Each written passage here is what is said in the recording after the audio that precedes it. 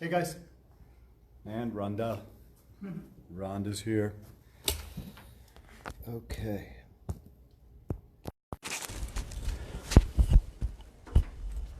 So this one is transactional communications. That's what I have on the calendar. It's not the first time I've done this class, Rhonda.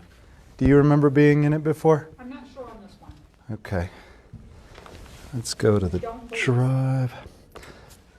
And it's not a technical class. It's more about just how we conduct ourselves.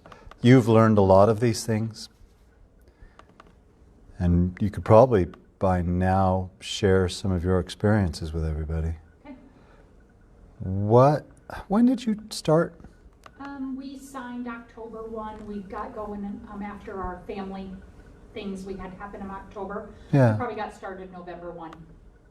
Okay. So really 5 months. So. Yeah. Okay. How to talk to people. That's what I labeled it. Transactional communications. Am I on the... I'm not if I'm over there, am I? Move this over like that. Is that the way to do this? That might be the way to do this. Hi, Dana. Hi, June. Hi, Nikki. All right. So a lot of what we do in a transaction is communication. Even the negotiation is communication. The point I want to make with this slide, the day you sign a client is the day you start losing them. When you start to work with a buyer or a seller, they love you at that point. They're like, yes, you're the one, Rhonda. You are the one. That is the day that we have the opportunity to lose them. That's all we have left. I mean, we can keep them or lose them from that point on. And we need to be mindful of that. Just because someone signed a contract with you, just because someone loves you today, doesn't mean they're going to love you tomorrow. They need to feel like they're being taken care of, they're being loved.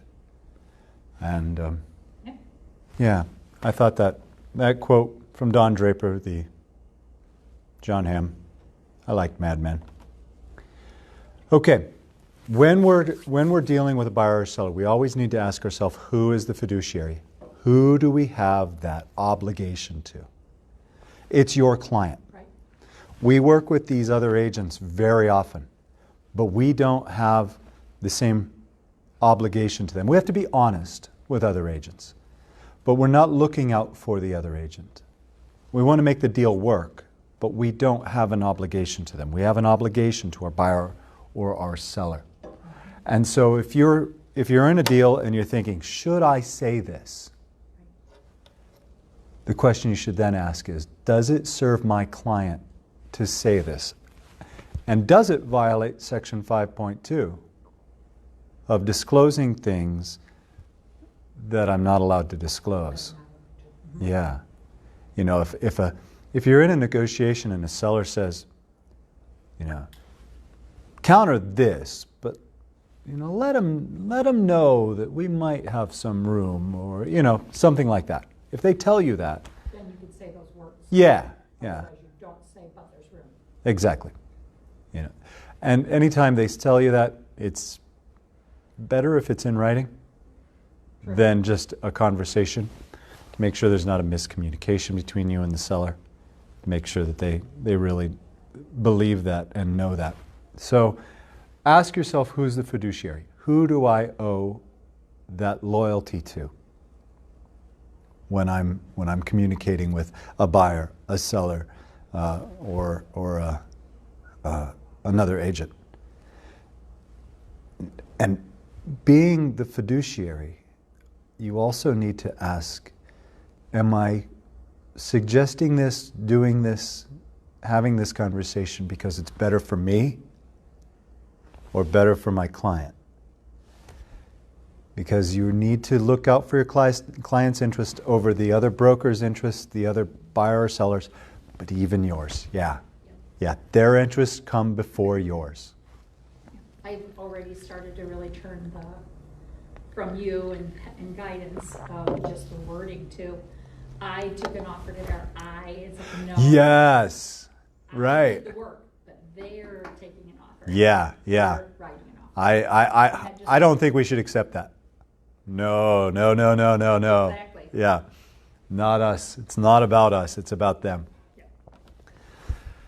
This is section 5.1 and 5.2, and it talks about this is the uniform duties of a broker for a seller.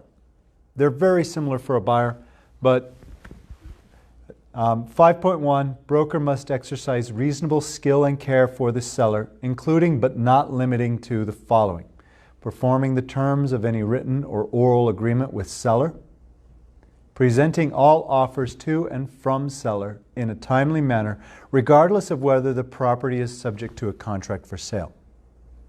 Okay, what does that mean? That means if you have a property that's under contract Okay, and you get a new offer, you still need to present that offer. that's right. Yeah. Right. Yep, You the first time I heard that sentence was about a week ago. Okay. That See? continued to, and I know several people in the class were like, you do? You still? Yes, Yes. just learned that. The issue there may be in the buyer one. The buyer one is different. But go ahead. Okay. What's your question? You've got the seller, Yep. they're under contract. Yeah. I present an offer a day later to them because Right. I have to. Yes. How do we deal with that? Okay. They want the second one. Well, Hey, this is way better. What do I do with this? how does what rights do a seller have to terminate a contract? Not nearly as many, I know not nearly as many as a buyer, but what do they have to? I guess I need that answered. I don't know. If there is an owner carry, Okay, or if the buyer is assuming their loan, okay, the seller can terminate a contract for financeability reasons. okay, If the buyer is getting their loan from some other lender,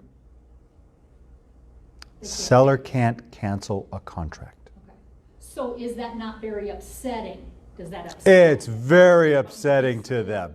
Have to present it. Yeah, Okay, still have to present it. An example of this question of can a seller cancel a deal, the closing I had this morning, the seller was telling me about how he had canceled a deal.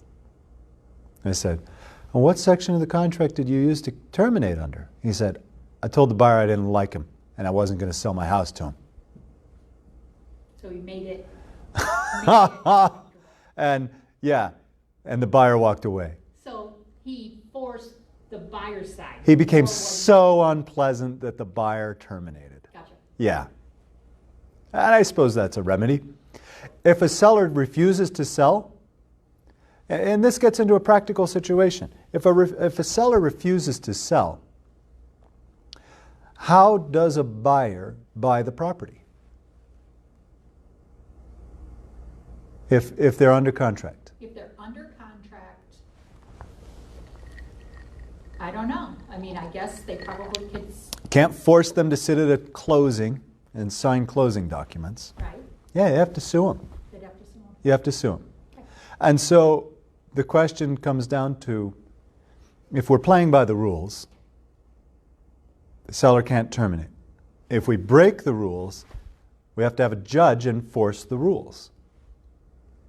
You could literally force someone to sell their house through Yeah, lawsuit. with a contract, because through a the lawsuit. contract was Yeah. Now, you've got to want a house pretty bad to go through that. to make that worth it. Yeah. Exactly. Wow. So, can a seller cancel a contract? Technically, no. Effectively, yes. But don't encourage it. They need to understand right now, if you want to do what you said you wanted to do here, you're outside my realm of expertise, you need to get an attorney. Because I'm an expert in this contract, and this contract doesn't let you terminate.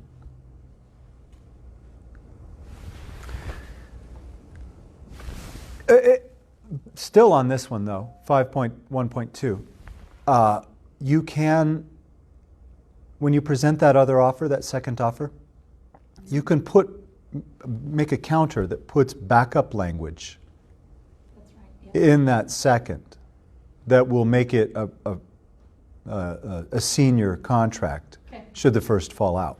And then your seller can be as obstinate as possible to get into that second, to get that second one, to get the first to terminate and get the second up. Yeah, sorry, no, we're not fixing doing it. anything. Yeah, no, we're not doing that. No. So they have to look for their outs. Yeah, yeah. 5.1.3, disclosing to seller adverse material facts actually known by broker. If you do that, best to do that in writing. 5.1.4, advising seller regarding the transaction, advising the seller to obtain expert advice as to material matters about which the broker knows, but the specifics of which are beyond the expertise of the broker. What would those things be that are beyond your expertise? You know about these things, but they're beyond your expertise. So advising them on an offer, is that what- Advising the seller on an incoming offer? to obtain expert advice to material matters. You just refer them to An accountant. an accountant. I am familiar with the tax laws, Lawyer, depending but on- I am familiar with boilers. But you probably ought to get an inspector or an HVAC guy for this one. I am familiar with the zoning No, you're laws. not a pro at it. Yeah, I'm familiar with zoning. But you probably should get an expert. All of those things. On all of those things, okay. Yeah. Accounting in a timely manner for all money and property received. Hey, we got the earnest money. Here is a receipt. Keeping seller fully informed regarding the transaction. That's a big one, and there's a lot of room in that one. Fully informed. So, if you learn of something, you just found out the buyer doesn't qualify for their loan. Do you tell the seller? Right that minute? All right? Should. There's the question. Right that minute? Or would Or you- what if the other broker said, yeah, but we've got a new lender going to send over a prequal? So, Do you wait just a little bit? Maybe it might give them some, a little more security if it's like, just a few hours. Don't let the day go by without not sharing that news. but Now- time could help, half hour, hour. Right, things could be Clean up sorted. something they don't even know you cleaned up, or Yeah, yeah. Now, if you find out that the buyer doesn't qualify for their loan, and let's say you find out on the 10th, the 15th is loan termination, can the seller say, all right, put it back on the market?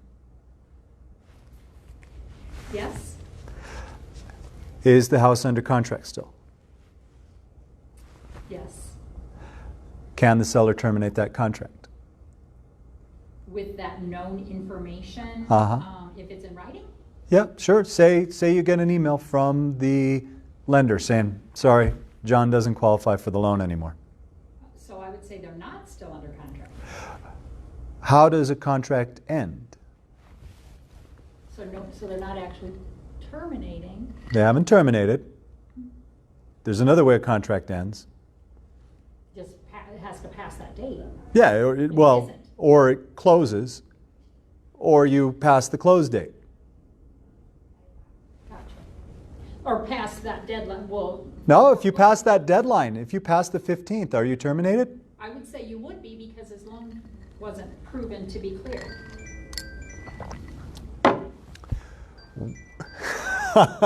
Okay, so Rhonda has to take a call. So the conversation here is, if the loan date is the 15th, and if the buyer can't qualify for their loan on or before the 15th, is the contract terminated? Not automatically. The buyer is just past the date where they can terminate for loan and get their earnest money back. That deal still may go all the way to closing.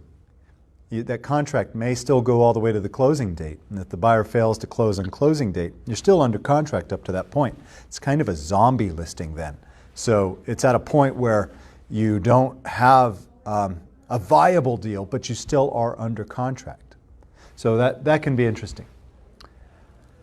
5.2, broker must not disclose the following information without the informed consent of seller. And these are things that you're not allowed to say to anybody about the seller. When I say anybody, that also includes each other. So when you find out something about seller, like let's say 5.2.1 here, that the seller is willing to accept less than the asking price for the property. Hey, they're really motivated, just, they're looking for any offer here. Unless they have given you informed consent to say that, you can't. You can't say in the marketing meeting or to anybody in the hallway, hey, we're listed at 210, but I think they'd take 205, or they said they would take 205. You can't have that conversation with your peers.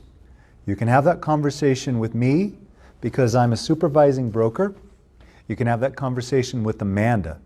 You can have the conversation with Connie.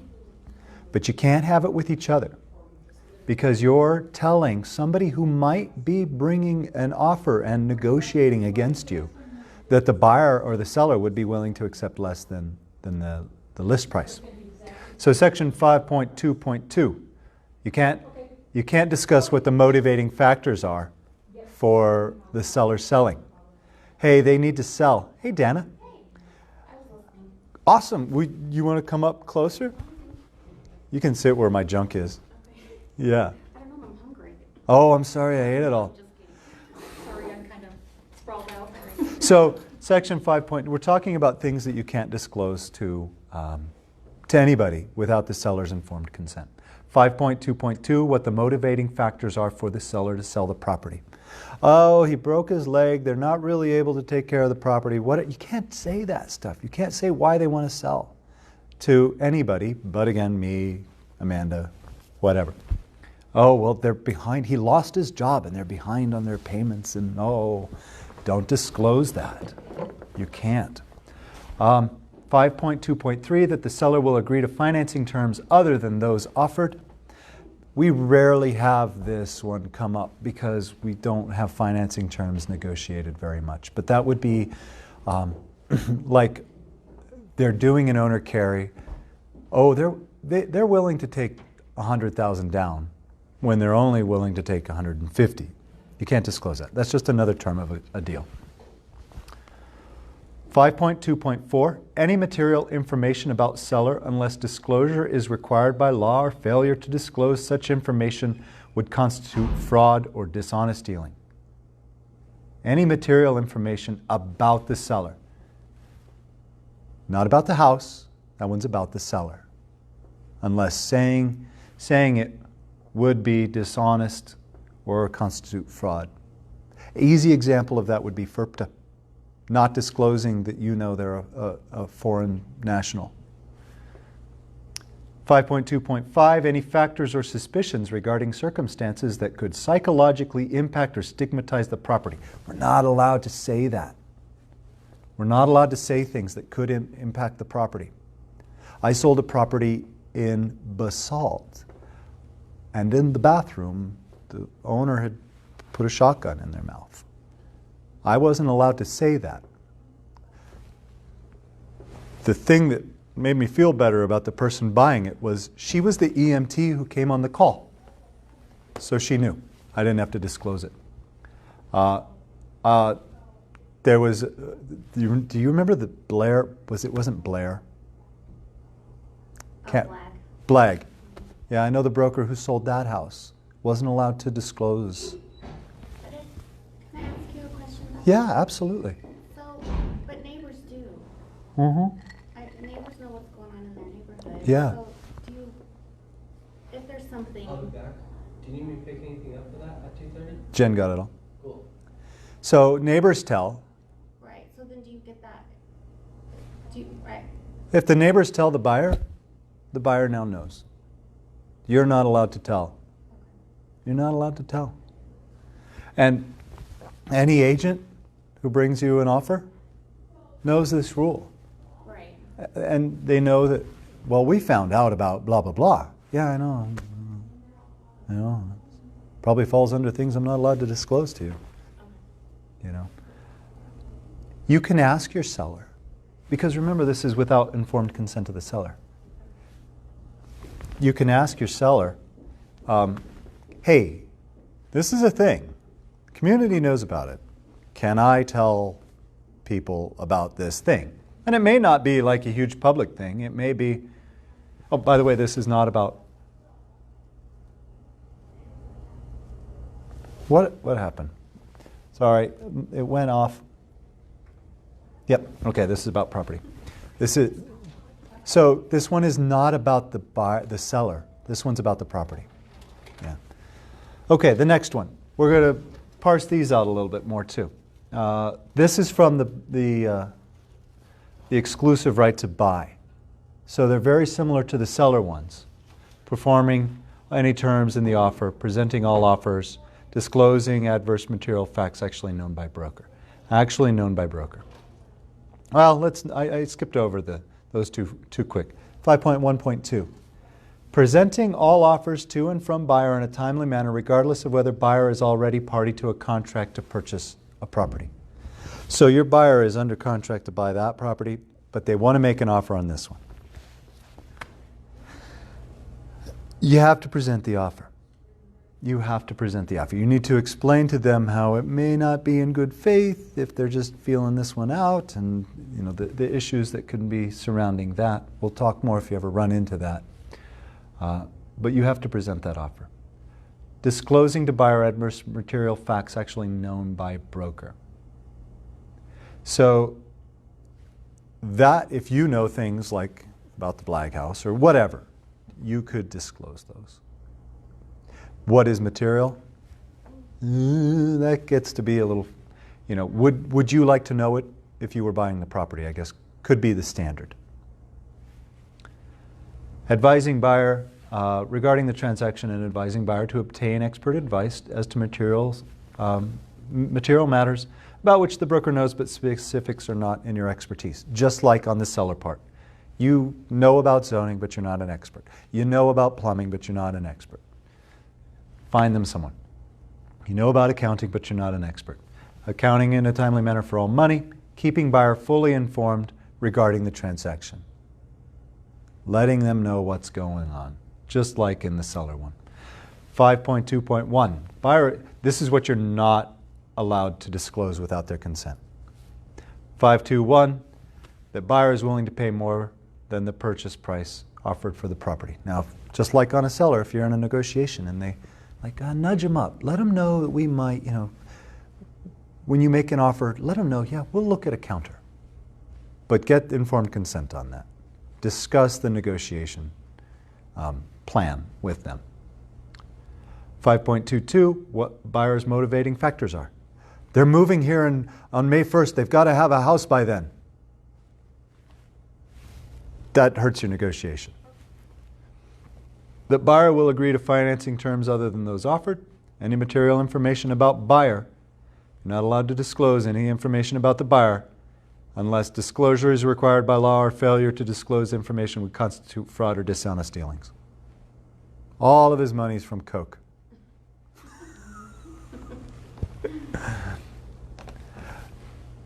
Okay. Now this is just a rule for good customer service. You tell them what you're going to do. You tell your client what you're going to do. I'm going to blah, blah, blah, blah, blah, blah, blah, blah, blah. Everybody does this. You do this.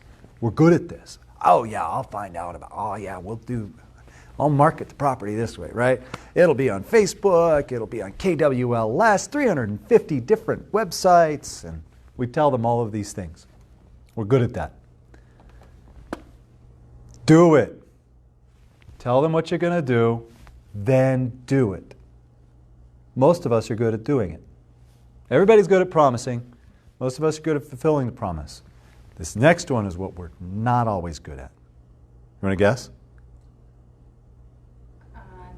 Following up with it. Yes.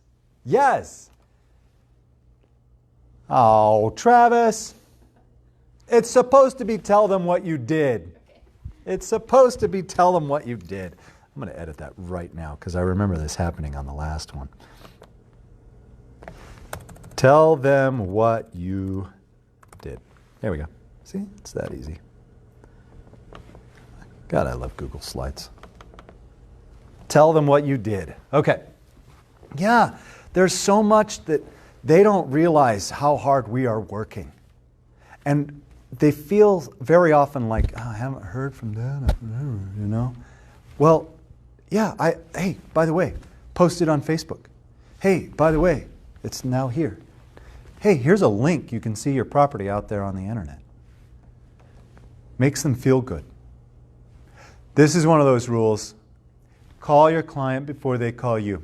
If you're driving in the car and you have that tinge of, I had to call John. I had to call him, let him know what's going on. I had to call him and I haven't talked to him for a while. They're wondering. They're thinking the same thought. And if they call you first, you've lost. Call them before they call you. You know that there's something you need to talk about with them. You know it's been too long since a phone call with them. Call them before they call you. Always bring them back to their big why. Why are they doing this? Have you, the big why, let's say, do you want to be a buyer or a seller? I'll be a seller. Okay. All right, we're going to do a little role play. That's cool? Okay. So you're going to be a seller. So Dana, tell me why you're looking to sell your house. Job, relocation. Where's the job? Denver. Oh, nice. Is it a good job? Is it a promotion? Yeah, I'm really excited. That's awesome. It's going to be great. What is the job going to bring to you? More money. Yeah. Better schools. Oh, right on. Kids. Yeah. Yeah. More money, better schools for the kids. Yeah. That's More time at incredible. home. More time at home? Yeah. That's awesome. What does it mean for you to have more money? Well, hopefully more flexibility with our time. Oh, yeah. You know, What does the flexibility bring you? maybe more vacation time with our family and just things like that we're excited about. Yeah. Tell me about those better schools. Sports. Sports. Sports for the kids. They've got a Yeah. good sports programs yeah, at them. So we're excited. Better coaching. Right. And I mean, how many kids do you have? 4. You have 4 kids. That's awesome. Congratulations. What will it mean for those kids to have better coaching and a better sports program? Hopefully more opportunity. Opportunity for what? Maybe more college. Oh, right. College. So opportunities with college, what could that like they could get a scholarship? Maybe scholarship opportunities. We're hoping. Right. And so with the scholarship opportunity, I mean, they would have maybe no student loans when they got out of college. Big. That would be incredible.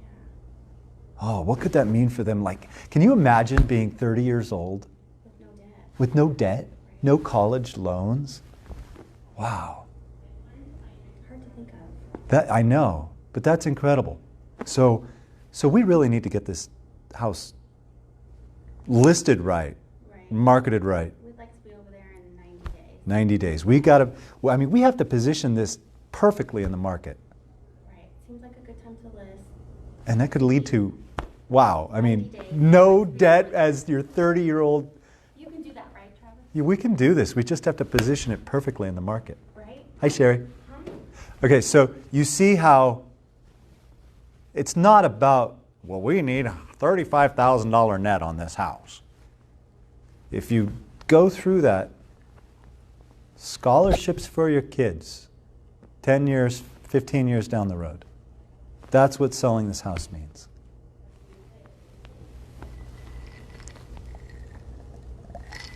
Rewind. Just joking. What'd you say? Can we Rewind. Sorry, that. Always bring them back to their big why. It's not about selling the house. There's always something. Even if they're an investor selling a rental property, they're not just selling a rental property because, well, it makes sense to sell. It may make sense to sell, but they're selling the rental property so that they can take that equity and put it there, pay that off, invest in that, pay for this, whatever. There is a reason everybody is selling a house. The reason isn't just what's on the surface. There is more, deeper, deeper, deeper. And you can be part of that. And by helping them realize that, it helps them when things get hard. It helps you draw on those motivations. I know you painted that trim 5 years ago, but it is kind of, it's reasonable that they want that trim repainted right now. It seems, is that something worth stopping you from getting those kids into those sports programs? When you're sitting on the beach in 2 years because of your job that has more paid time off, are you going to remember that trim? Now let's just get this thing done. They can get hung up. People can get hung up on stuff that 2 years from now, are you going to remember you did that?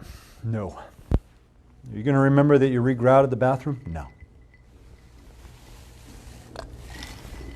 Establish your standards for communication. Regularly scheduled update? ?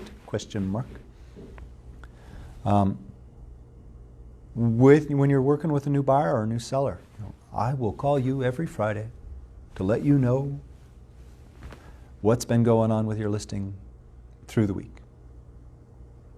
It might be a 2-minute phone call. Hey, John, we didn't have any showings this week. You have any questions? Every Monday, I'll let you know.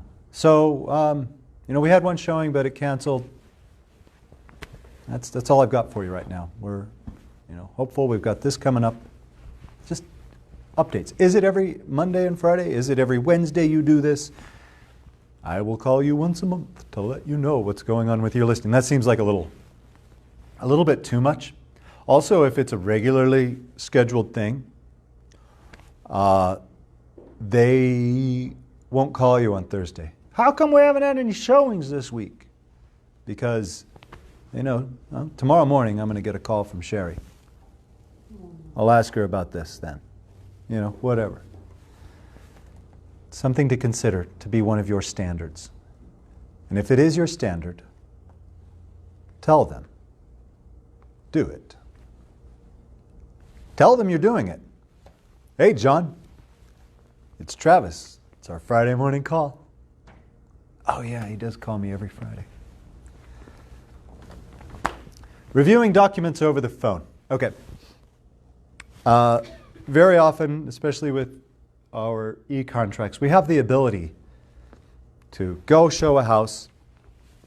They like the house, and then we say, all right, well, I'll write it up and send it to you.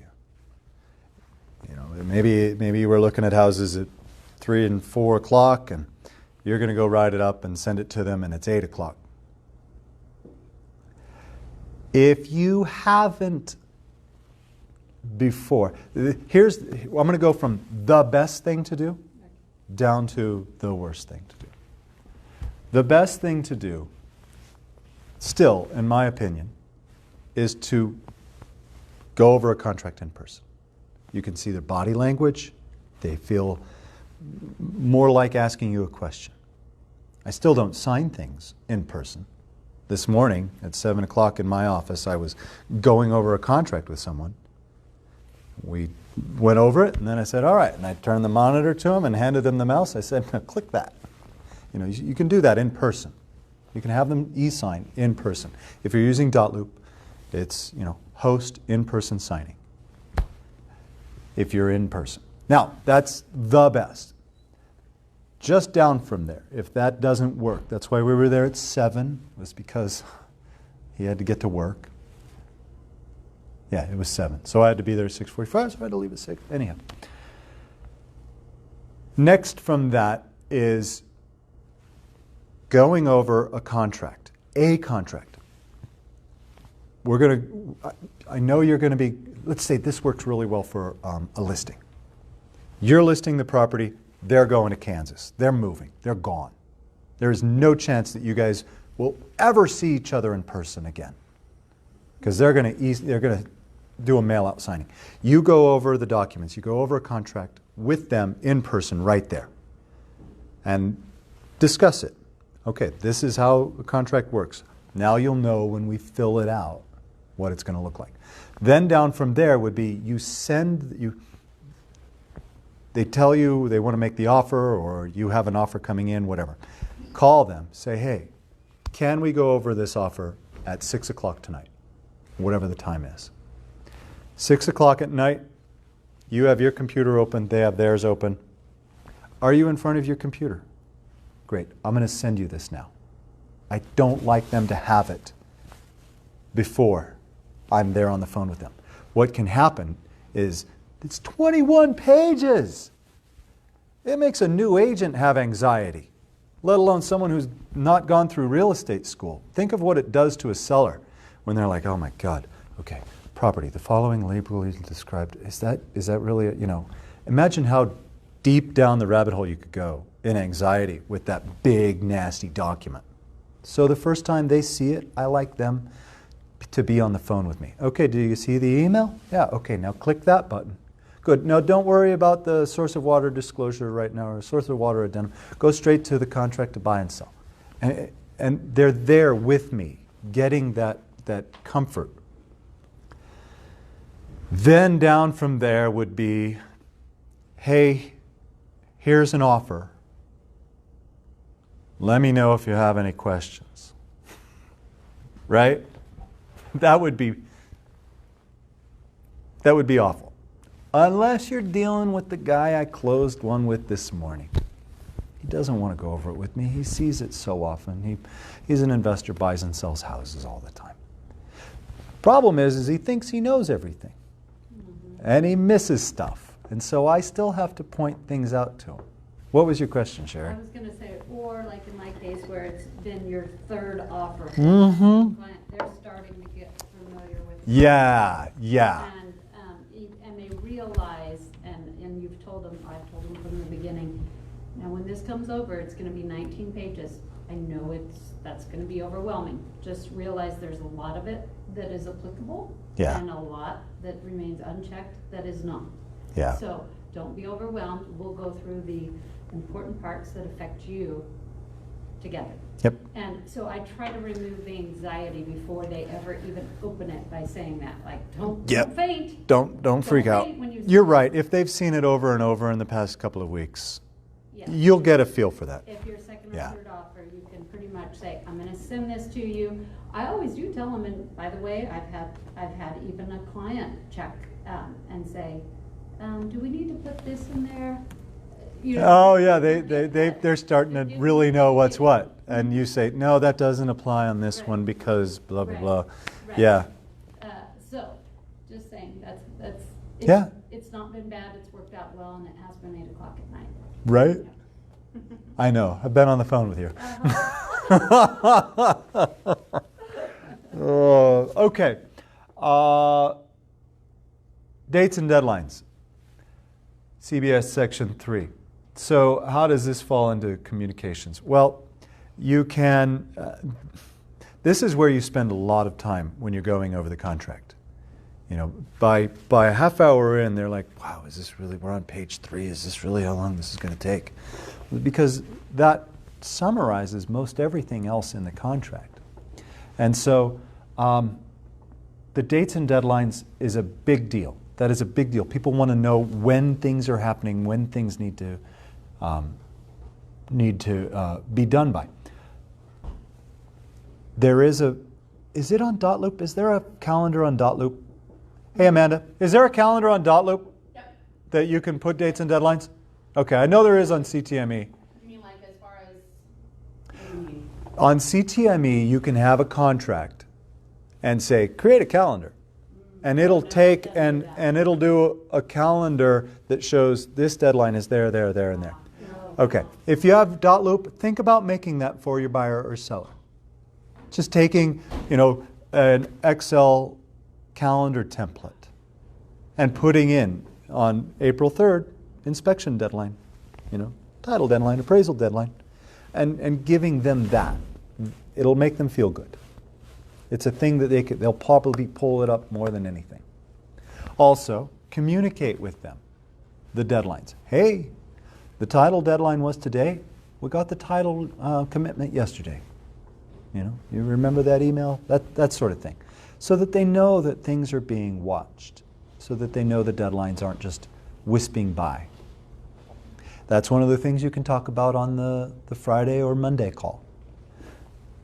Hey, it's Dan on our Monday call. This Thursday is the appraisal deadline. Here's what's happening this week. Yeah. Makes them feel On your- so good. Yeah. And also, it's a good habit for you to know what's happening this week. Negotiating versus bargaining. Yeah, this deserves its own class. Negotiation is a big thing. Bargaining is just going back and forth, back and forth, back and forth. This much, no, this much, this much, no, this much. That's bargaining. Nothing wrong with bargaining. But remember, negotiation, the point of negotiation is not to get a higher price or a lower price. That's the point of bargaining. Negotiation is to find a deal that works for both the buyer and the seller. And it may not always be about price. And there are questions that you can ask the other side about how to get this deal to work better. Now, many of those questions will go into motivating factors of the buyer or the seller. There's nothing that says you can't ask. Yep. Such as, a question would be, I've been told to ask, or told I can ask, is, other than the price, what are the most important dates and deadlines to your client? Yes. And after they answer that question, Then you know you need a quick close, or, that's not a Yeah. factor. or you can go 3 deep. Mhm. Oh, and what would an earlier close mean for them? Mhm. Well, they have this house and that. Oh, and you just suss out so much information. Mhm. And you can put a deal together that maybe is to everybody's benefit, the way everybody wants. When you make an assumption that they want it this way, it could be, oh, well, we thought you wanted that date. No, I thought you wanted that date, because bad communication. And now everybody had to wait to close. And that's another rule. If you can close early, close early. Until Close early. I just told today, I actually just told, listen, if we can close early, we're happy to do so, just so you know. I built in a little extra time, but if everything goes smoothly, we're We're open to it. open to it. Good. Okay. Remember your role in the transaction. It's not to be right. It's to put a deal together that's best for your client. I don't think you two have this issue. Some people do, and I have had this issue myself of wanting to be, the one who says how it is, wanting to be the one who runs it. It's to put the best deal together. It's to get the buyer and the seller to the closing table. If you have an agent on the other side who's just an absolute fill in the blank, move past it. It's not about you. It's about your buyer or your seller. This might be a time. Hey, Jonna, is Jonna watching? That was Amanda. No, I just didn't know. Oh, Let's see. oh. I'm going to tell your story if you're watching, Jonna. Where is she? Coca-Cola. Whoa, we've got all kinds of chat going on in here. Hey, John is there. Okay, I see you, Jonna. Yeah, hey, stop chit-chat. Okay, Jonna, Oh, I wasn't supposed to say it was you. I was supposed to say it was an agent. Oh, no, it wasn't Jonna. It was a different agent. Jonna's had a deal, is working on a deal you pick, and the other agent calls her constantly, leaving messages about appraisal. Is the appraisal in yet? Is the appraisal in yet? Is this? And just coming fiercely at her. And she has to take herself back out of it and realize that it's not about Jonna and this other agent's anxieties or just this other agent's anxieties. Deal with them as best you can. Sometimes we have to detach ourselves from all of the voicemails or the tenor of an email.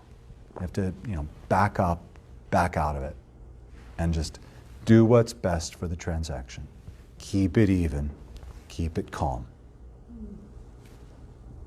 That's about all I can say without getting too many specifics. Okay, always ask for the referral. You're in a deal with these people. They love you. You are just making their dreams come through. Remember to ask who they know who is thinking of buying or selling a home. What we focus on expands. When you buy a Jeep Grand Cherokee, guess what you see all up and down Patterson? Jeep Grand Cherokees. Yeah.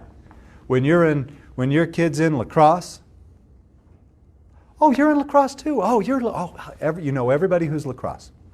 When you're selling a house, you on your radar, pop, pop, pop, people who are thinking of moving.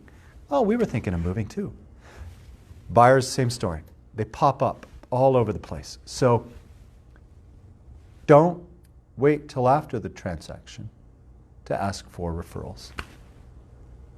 During the transaction, during the listing period, while you're searching for a house. You're in a car together. So I bet you've been talking to a lot of people about buying a house. Anybody else said they want to buy a house?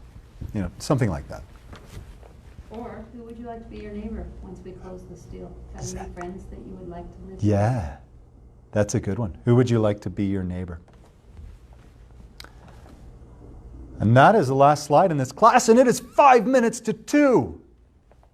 Anybody have anything else to add? Yeah. Do your best in communication. Everybody's always wondering what's going on. Make them feel good.